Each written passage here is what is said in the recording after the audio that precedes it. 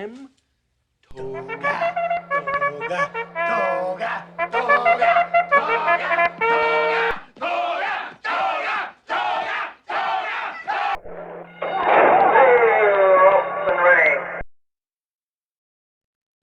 Hello and welcome to Billy Ho Sports. Today we got a blockbuster preview for you.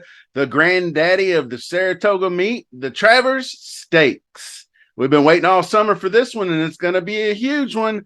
I got 9 contenders to profile today. I don't know if all 9 are getting in or out or who's going to be added or not, but I thought these 9 are a nice jump-off point.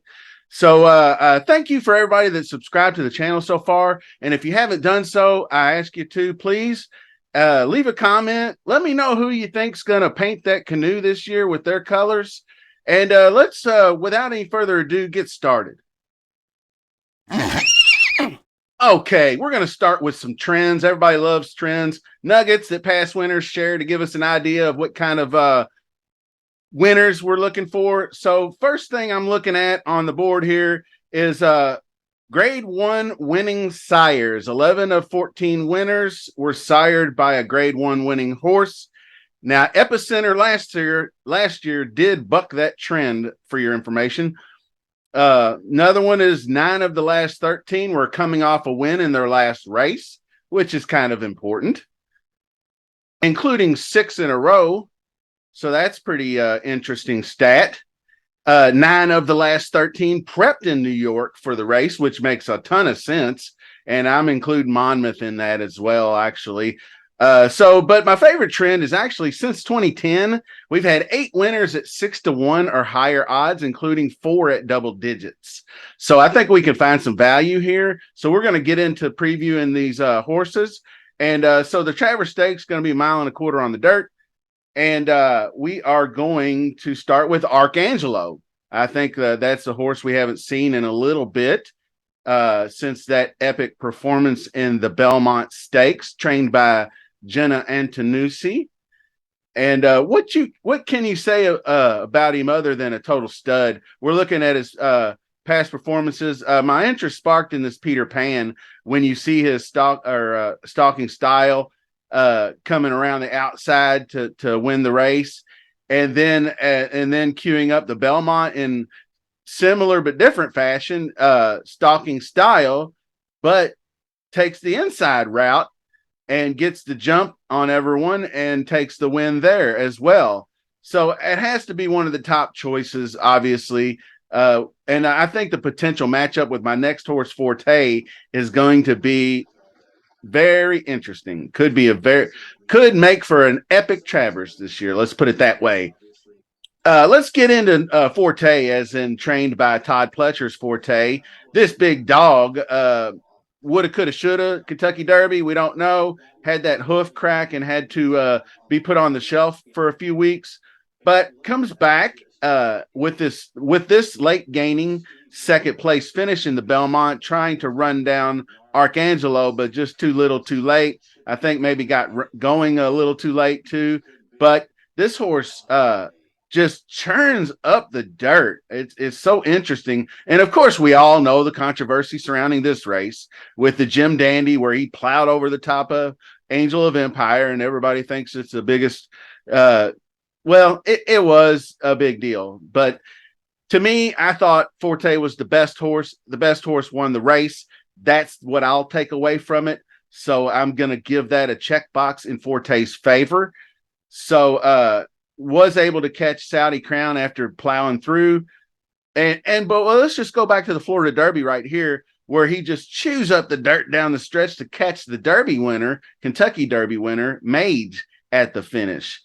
So what else can you say? This horse just runs them down the stretch. I mean, that's three different times, 2 out of 3, I guess you could say. Next up is going to be that Kentucky Derby winner. Mage is trained by Gustavo Delgado. And the Kentucky Derby winner, actually, we just saw in that Florida Derby, made that huge move that caught my attention, and likely could have won that race if it was, or would have won, obviously, without Forte's assistance, but was unable to catch National Treasure in the Preakness and then had a hard fought runner up finish. And actually going back and watching this Haskell again, I didn't quite realize what a good race that Mage ran, and just didn't have enough to beat Go Rocket Ride, which was possibly a fresher horse down the stretch there. So I don't know. Does this Kentucky Derby winner have something to prove? I mean, I thought at first, but after watching this Haskell, I'm not so much. I mean, you can't win every single race, and these are a pretty competitive bunch of 3-year-olds. So both races were solid efforts. So I have no doubt he's going to come into play in this one as well, and possibly be sneaky. Maybe he gets to that 6-1 odds. You know, what have you done for me lately, kind of thing. But the next horse we're going to talk about is a bit of a punchline to myself. And if you watch my videos, Tappet Trice is another Todd Pletcher trained horse. And you just, after giving up on him, you watch it.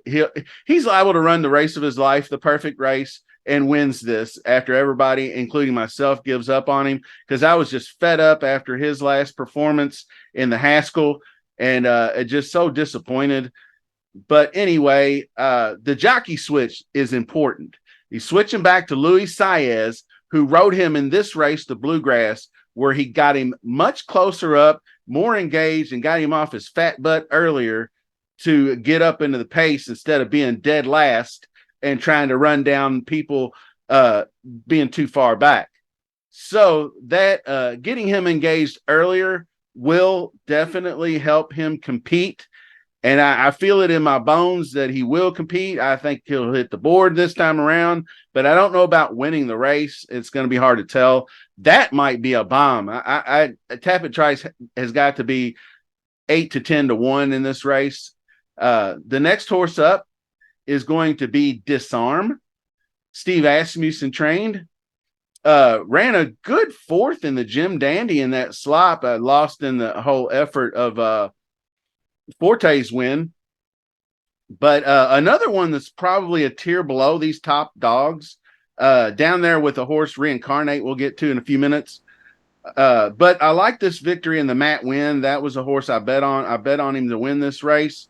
So that Matt Win victory was also on an off track.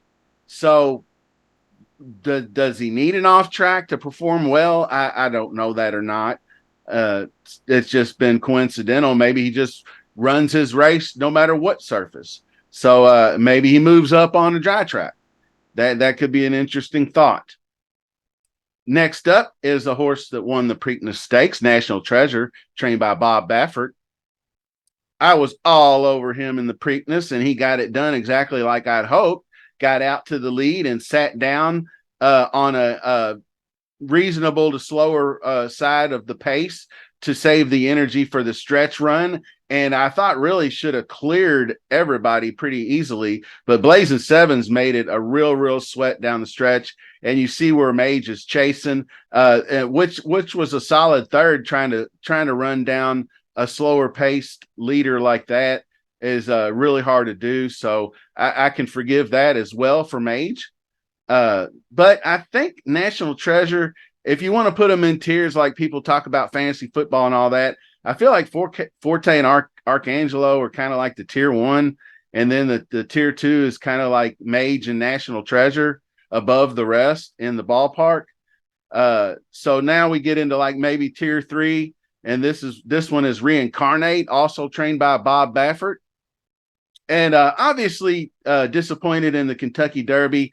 And I don't know. I've voiced my opinions on Tim Yepteen, but it just all the Derby horses that he's taken over for Bob Baffert have failed miserably in the Kentucky Derby and the Triple Crown while he was suspended. So not really big on him as a trainer, but that's, my opinion, and everybody's got one. But the horses have the facts. So anyway, now back with the king, Bob Baffert. He goes out and wins the Los Alamitos Derby. So looking at this race, I like how he goes right out to the lead like I thought he might do in the Kentucky Derby, but just didn't get it done. And he actually faced a pretty solid former Derby trailer in Skinner in this race. He sets the pace, and down the stretch, he kicks free of everybody. So he didn't sit on a slow pace either. It was a pretty reasonable fractions all the way through 3/4 and coming home. So a very solid run in the Los Alamitos Derby. Like I said, a tier below the top dogs and probably tier 3 if you want to call them in tiers. But I was happy to see him run a solid race, and might be one that I'll be looking at in an exotics.